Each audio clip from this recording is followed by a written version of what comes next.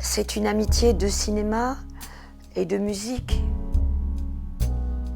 Look into my eyes, you see trouble every day. Je me souviens très bien, comme si c'était hier. Je pense que c'est dans Les Inrecuptibles que j'ai lu un papier sur leur premier album, sur leur deuxième. Et aussi dans Les Inrecuptibles que j'ai appris qu'il y avait un concert au Bataclan. Et je préparais Nénette et Bonnie, ce film que je voulais tourner à Marseille. Je suis allée au Bataclan. On avait une version de Nénette et Bonnie sommairement traduite en anglais. Et j'ai réussi à aller backstage. J'ai fini par glisser le scénario. Pendant l'écriture du scénario, j'écoutais tout le temps une de vos chansons, My Sister. Et je me disais que si vous m'autorisiez à l'utiliser dans le film, ça serait formidable pour moi, pour le film. Et Stuart me dit, mais laissez-nous faire notre travail, on va faire la musique du film et puis c'est tout. Et j'ai pu aller à Londres, dans leur studio, dans l'est de Londres. J'ai assisté à l'enregistrement de la musique du film, ce qui était quand même très très bien, très gai. Son regard sur le film était important pour nous aussi. C'était nos premiers spectateurs au fond.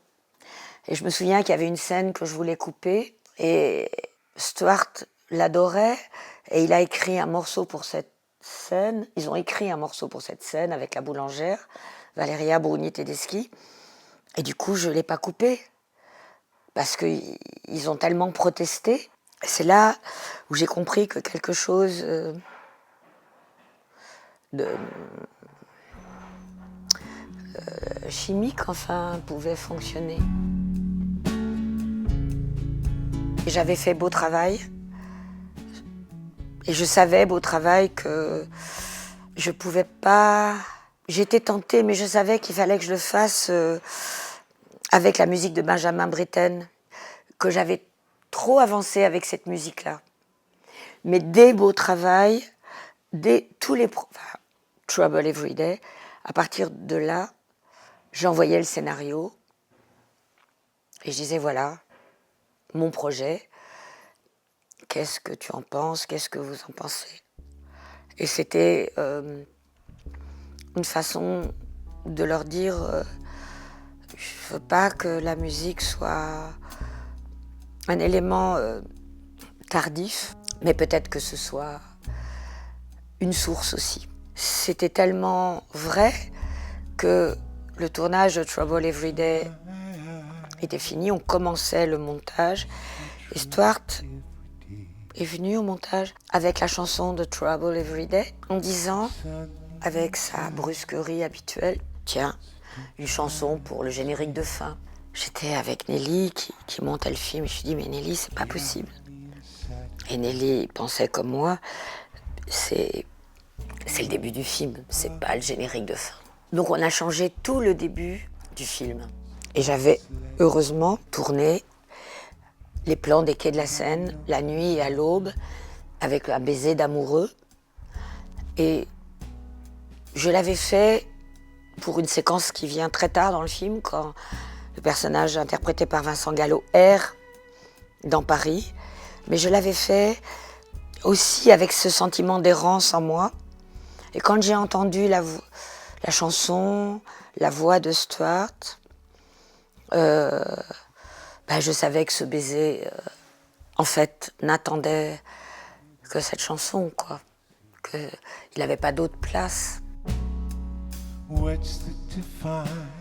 Et là, le film que je voudrais faire, qui est en préparation, peut-être on peut le dire comme ça, Stuart l'a lu évidemment, et il m'a demandé de changer la fin. Et donc je considère sérieusement la changer.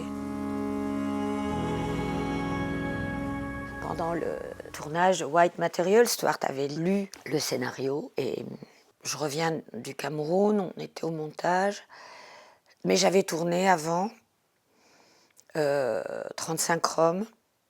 Enfin, c'est deux films que j'ai fait un peu la même année. Et j'avais dit à Stuart, je lui avais envoyé le scénario, mais j'avais dit, tu sais, pour moi, la seule musique de 35 Roms, c'est les trains sur les rails. Et Stuart venait avec la musique de White Material au montage. Et il dit, tiens, bah, je vous ai amené un peu de musique pour 35 Roms.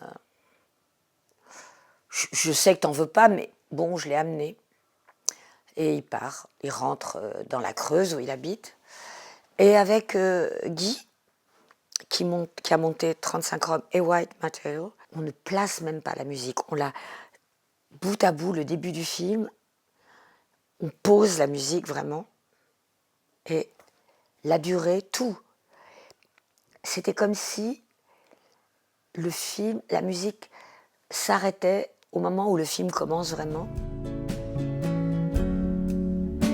Quand la musique devient la chanson du film, quand une chanson devient la musique du film, elle contient beaucoup d'émoi et d'angoisse, d'anxiété et d'émotions très fortes aussi, que j'ai ressenties pendant le tournage et que la musique grave pour toujours. C'est très compliqué d'aimer un film qu'on a fait.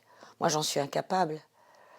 Mais par contre, j'aime cette musique. Donc finalement, il y a des séquences entières que Stuart m'a rendues aimables. Et je pense peut-être avec amour et acharnement, quand la chanson de Stuart commence, quand Juliette sort dans la nuit, je suis broyée à ce moment-là. Parce que je sais que le personnage qu'interprète Juliette est broyé. Mais la chanson a cristallisé ce moment-là, pour toujours.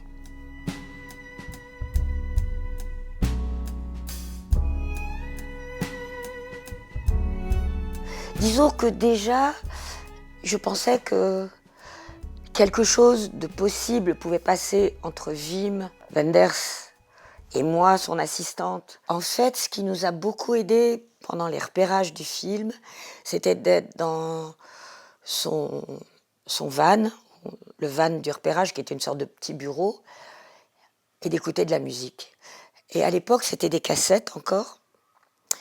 Et je crois que j'ai gardé toutes les cassettes que je recopiais. Et par exemple, j'avais amené les miennes, moi aussi. Mais je pense que, en dehors de ça, tout le parcours musical que Wim avait dans ses cassettes magnifiques, elle racontait le film un peu. Je me souviens d'une chanson très très belle qui s'appelait LA Freeways, que j'ai plus jamais réentendue, mais je l'ai en cassette. Et j'entendais LA Freeways et je savais que quoi qu'il arrive, je serais d'accord avec Wim, rien que pour ces choix-là. Ça ne pourrait jamais, on ne serait jamais en désaccord par rapport à ça. Peut-être, oui, que ça nous permettait de nous comprendre alors qu'on n'avait rien de commun. Après, Jim, c'est différent, parce que Jim, j'avais vu Permanent Vacation, je savais ce que c'était que les Lounge Lizards, mais j'ai sympathisé avec John Lurie. Et du coup, il m'a fait écouter des musiques qu'il avait fait pour Jim Jarmusch. J'adore la musique que composait John et Tom Waits. C'était quand même une sorte de... En plus, je m'apprêtais à tourner mon premier film. C'était très très fort, quoi, très très fort.